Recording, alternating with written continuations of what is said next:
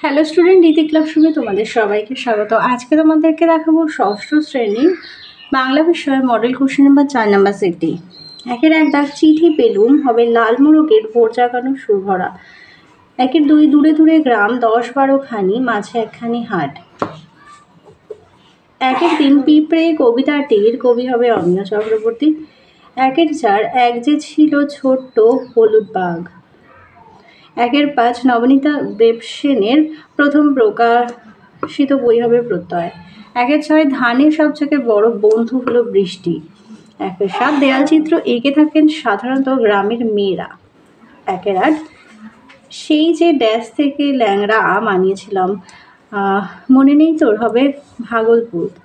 একের 9 শরতের বর্ষার শীতের আশীর্বাদ তোমাদের উপর ঝরুক, এখানে হবে শরতের আশীর্বাদ তোমাদের উপর ঝরুক। একের 10 পিঁপড়ে আশ্রয় নিয়েছিল একটি ঘাসের পাতায়।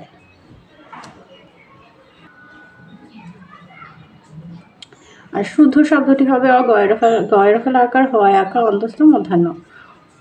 অবসরণ। চলে যাই 2 দাগে, একটি বাক্যের উত্তর দাও। 2-এর 1-এ আছে বন্যার প্রকৃতির রূপ কেমন ছিল। উত্তরটি হবে প্রকৃতির চারিদিকে জলে ডুবে যায়, প্লাবন আসে, বৃষ্টির জলে মাটি ডুবে গিয়ে চারিদিকে জলে কি হয়, থই থই করে। তো 2-এ 2 সুন্দরবনের বাঘ কী নামে পরিচিত, রয়্যাল বেঙ্গল টাইগার। আর কটক কোন নদীর তীরে অবস্থিত, হবে মহানদী। 2-এর 4 কার ডাকে রাত্রি নামে একক কাকের। 2-এর 5 ভাদুলী ব্রত কখন উদযাপিত হয়, বর্ষাকালের শেষের দিকে। আর 2-এর 6 চিত্রগীত কথাটির অর্থ হলো চিত্রিত রঙিন গ্রীবাজার। পরের প্রশ্ন, কেমন যেন চেনা লাগে, কি? কবি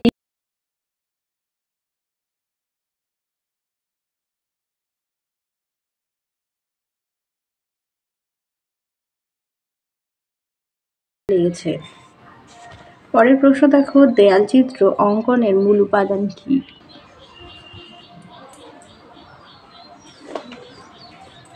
দেখ নাও।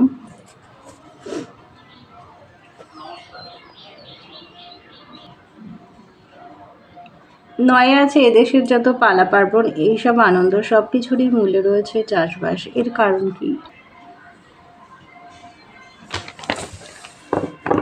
বাংলার 12 মাসে 13। এখান থেকে দেখো, নবান্ন উৎসব বা পালা পার্বণে বাংলার মানুষের খাদ্য সংস্কৃতির পরিচয় পাওয়া যায়। নতুন ধানতলা বা অন্যান্য ফসলের উৎপাদন ঘিরেই এই উৎসবগুলো পালিত হয়। যেহেতু কৃষি বাংলার প্রাণ, তাই এদেশের সবকিছুর মূলেই রয়েছে চাষবাস। পরের প্রশ্ন দেখো, আকাশ জুড়ে মেঘের কাঁদন, মেঘের কাঁদনের সঙ্গে কার ডাক জড়িত, গুরু গুরু মেঘের গর্জন। দাও 3-এর 1 দাগে আছে বাঘ বাবা মা বদলে নিলেন বাড়ি, তাদের বাড়ি বদলাতে হয়েছিল কেন?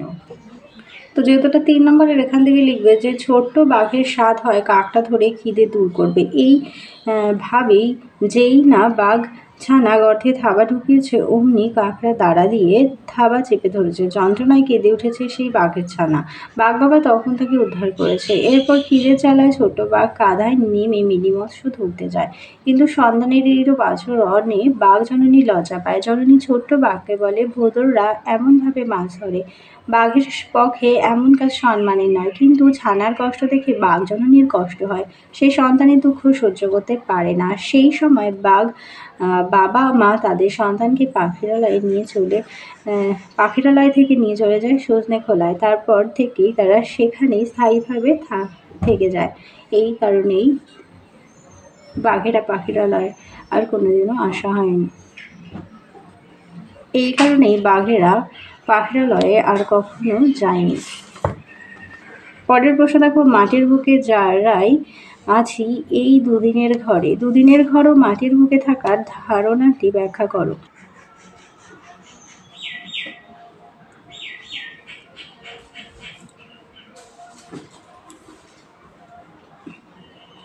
দেখে নাও।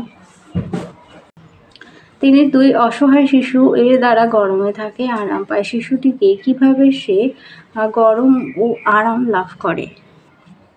শিশুটি হলো চিত্রগীত।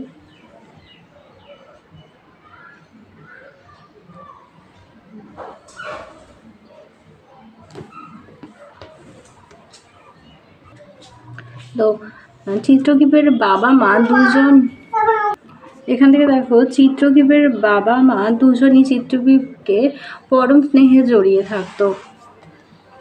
মানুষের শিশুকে কোলে পিঠে নিয়ে আদর করলে যা ফল, বাপ মায়ের পাখার বেষ্টনী চিত্রকীপেরও তাই হয়েছিল। অসহায় শিশুর দ্বারা গরমে থাকে, আরাম পায়। এরপরে দেখো আছে সেই বাড়ির সেই মানুষদের একটি বন্ধু ফাঁকি দিয়ে চলে গেল। বলতে লেখক কি বুঝিয়েছে? ফাঁকি গল্পে যে আম গাছের বিবরণ দেয়া হয়েছে, সেই আম গাছটি ক্রমে দুর্বল হয়ে পড়েছিল এবং উইয়ে খেয়েছিল। তার উপর আবার আষাঢ়ের ঝড় আছড়ে পড়েছিল সেই আম গাছটার ওপর। দুর্বল উইয়ে খাওয়ার গাছটির সেই ঝড়ের দাপট সহ্য করতে না পেরে অসহায়ভাবে মাটিতে লুটিয়ে পড়েছিল, অর্থাৎ আম গাছটির প্রাণ গিয়েছিল। আলোচ্য উক্তিটিতে লেখক সেই বাড়ির সেই মানুষদের একটি বন্ধু ফাঁকি দিয়ে চলে গেল বলতে আম গাছটি ভেঙে পড়াকে বুঝিয়েছেন। চলে যায় 4 দাগে। কম বেশি 150টি শব্দে নিচের প্রশ্নগুলোর উত্তর দাও। 4 দাগ। একটি পিঁপড়ে আশ্রয় নিয়েছে একটি ঘাসের পাতার নিচে। পিঁপড়ে কেন ঘাসের পাতার নিচে আশ্রয় নিয়েছে, আর সেখানে আশ্রয় নিয়েও তার পরিস্থিতি কেমন ছিল? সাধারণত পিঁপড়ে মাটির নিচে গর্তে বাস করে, কিন্তু প্রবল বৃষ্টির ফলে চারিদিকে জলে পরিপূর্ণ হয়ে যায়। তখন মাটিতে থাকা পিঁপড়ের পক্ষে সম্ভব নয়, কারণ জলের স্রোতে তারা ভেসে যাবে এবং তাদের মৃত্যু ঘটবে। গাছের পাতা জলের উপরে মাথা তুলে দাঁড়িয়েছিল। সেই পাতায় আশ্রয় নিতে পারলেও পিঁপড়ে বেঁচে থাকতে পারবে, তাই পিঁপড়ে গাছের পাতায় আশ্রয় নিয়েছিল। আর এরপর আশ্রয় নেবার পর তার পরিস্থিতি কেমন ছিল দেখো। প্রবল বৃষ্টিতে চারিদিক জলে থই থই। একটি পিঁপড়ে যখন গাছের একটি পাতাকে আশ্রয় করে বাঁচার আপ্রাণ চেষ্টা করে চলেছে, বৃষ্টির দাপটে পাতাটি প্রায় নুয়ে পড়লে পাতার শিরায় দাঁত বসিয়ে তাকে আঁকড়ে ধরে পিঁপড়েটি কোনো ক্রমে বেঁচে যায়। সেই সাঁতার জানে, দৌড়াতে পারে, কিন্তু এমন প্রবল বৃষ্টি সেই সব বিদ্যা কোনো কাজেই আসে না। পাতাটি ছিল বলেই তাকে আঁকড়ে ধরে সে আজ প্রাণে বেঁচেছে। পরের প্রশ্ন দেখো। শহর ছাড়লেই দুই পাশে দেখা যাবে। শহর ছাড়লেই গ্রামের কোন কোন দৃশ্য বাস থেকেই দেখা যায়? দেখে নাও।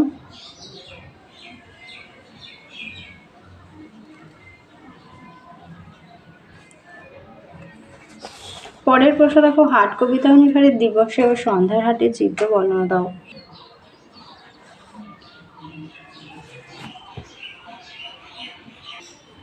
দিনের বেলা হাট সকলের জন্যই খোলা থাকে, সেখানে কারোর আসতে বাধা নেই, তাই সেখানে চেনা অচেনা অনেক মানুষের আনাগোনা চলতে থাকে। ক্রেতা বিক্রেতার মধ্যে চলতে থাকে কেনা বেচা ও দরাদরি। হাটে চলাকালীন ওই জায়গায় যেখানে বহু মানুষের ভিড় কোলাহল মুখর হয়ে থাকে, নদীর ওপার থেকে বিক্রেতারা এপারে মাল নিয়ে আসে। তখন ক্রেতারা তাদের দিকে ছুটে যায় মালপত্র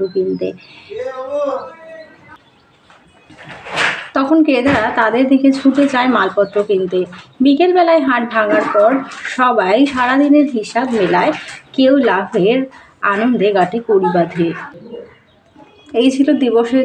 তোমরা এখান থেকে দেখে নাও যে আধারের বর্ণনা। বিকেল হলেই যে যার কাজ সমাপ্ত করে বাড়ির উদ্দেশ্যে যাত্রা করে। হাটে কেউই বসবাস করে না, ফলে সন্ধ্যে নামার সঙ্গে সঙ্গেই হাটে চরম নীরবতা নেমে আসে। দোকানগুলো বন্ধ হয়ে যায় বলে সেখানে কেউ সন্ধ্যা প্রদীপ জ্বালায় না। এই কারণেই কবি বলেছেন, পার্শ্ববর্তী গ্রামগুলোর সন্ধ্যা প্রদীপ জ্বলে উঠলেও আধারেতে থাকে হাট। পরের প্রশ্ন দেখো। ইহার সাথে পেলুম আমি বিশেষ কোন চিঠির কথা কবি বলেছেন? এখানে বিশেষ চিঠি বলতে খোকা ভাইয়ের চিঠিটার কথাই বলা হয়েছে। খোকা ভাইয়ের চিঠিটি শীতের ভোরের রোদের মতো বলেছেন তিনি। শীতের সকালের রোদ খুবই আরামদায়ক, যে শরীরকে উষ্ণতায় ভরিয়ে দেয়, শীতের জীর্ণতা ভুলিয়ে শরীরের আমেজ আনে। খোকা ভাইয়ের চিঠি ও কবিকে প্রাণবন্ধ করে তুলেছে, যা শীতের সকালের রোদের মতোই আনন্দদায়ক। এবার দেখো যে এই বিশেষ চিঠিটার কথাই কবি বলেছেন, আর এখানে দেখো সেই চিঠি পাওয়ার অনুভূতি কবিতায় কিভাবে ব্যক্ত হয়েছে। ক খোকা ভাইয়ের মিষ্টি চিঠি পেয়ে কবি আর সেই চিঠি তার জীবনে নিয়ে এসেছে অপূর্ব অনুভূতি। ফলে কবির স্মৃতিপটে ভেসে উঠেছে ভাইয়ের কথা। খোকা ভাইয়ের হাতের লেখা এই চিঠি যেন কবির একাকিত্ব দূর করে দিয়েছে। তিনি নিরালয়ে মধুর নূপুর কিঙ্গন শুনতে পাচ্ছেন। চিঠিটি তাকে মধুর তৃপ্তি দিচ্ছে। প্রশ্নোক্ত উদ্ধৃতির মাধ্যমে কবি কথাই বোঝাতে চেয়েছেন। পরের চলে যাই 5 দাগে। কম বেশি দেড়শোটি শব্দে নিচের প্রশ্নগুলোর উত্তর দাও। 5-এ বলেছে শ্রী ব্যাকরণ সিং বিএ খাদ্য বিশারদ। হযবরলতে এইভাবে কার পরিচয় দেওয়া হয়, তার কার্যকলাপ সংক্ষেপে লেখো। এখানে কার পরিচয়? এটা হবে একটি দাড়িওয়ালা ছাগল।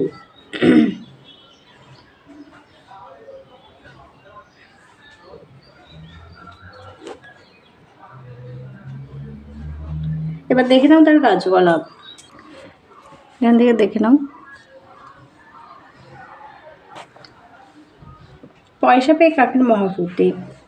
কত পয়সা সে পেয়েছিল? 6 পয়সা। আর ফুর্তিতে সে কি করেছিল? পয়সা পেয়ে ফুর্তিতে সে টাক ডোমাডুম টাক ডোমাডুম। পয়সা পেয়ে কাক সে মহাফুর্তি সে টাক ডোমাডুম বলে স্লেট বাজিয়ে নাচতে লাগলো। 6 আগে থেকে বিভক্তি অনুসর্গের মধ্যে দুটো মিল আর দুটি অমিল লেখো। দেখে নাও এখান থেকে মিল আর অমিল।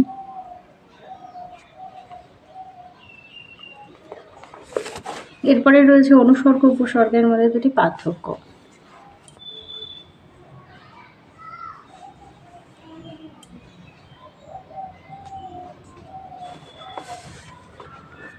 আর উপসর্গ দিয়ে দুটি শব্দ আজীবন আবাসন। এবার সমচায়িত ভিন্নাত্মক শব্দ। ধয়বায় নয়সী ধনী মানে শব্দ, আর ধ নয়সী ধনী মানে হচ্ছে বড় লোক। তো বাক্য রচনাটা দেখে নাও। এরপরে আছে নিপু। 9 দীর্ঘ পর নিপু মানে হচ্ছে কদম ফুল, আর 9 দীর্ঘ নিপু মানে হচ্ছে রাজা। এরপরে দেখো অনুচ্ছেদ রচনা। তো বিদ্যাসাগরটা দেখাচ্ছি। তাহলে চলো তোমাদের 4 নম্বর পর্যন্ত মডেল সেটটি সমাধান করে দিলাম। ভিডিওটা ভালো লাগলে অবশ্যই লাইক করো। আবারও দেখা হচ্ছে পরবর্তী আরেকটি ভিডিওতে।